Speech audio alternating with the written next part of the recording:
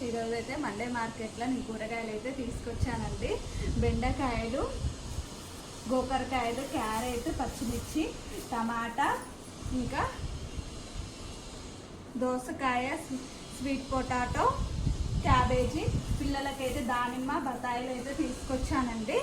ఇంకా నెక్స్ట్ వీక్లో ఇంకా డిఫరెంట్గా కూరగాయలు తీసుకొస్తానండి. వీటన్నిటికీ 600 రూపీస్ అయితే అయినాయండి. లైక్ చేయండి, షేర్ చేయండి, సబ్స్క్రైబ్ చేయండి. Thank you for watching. Bye. Sound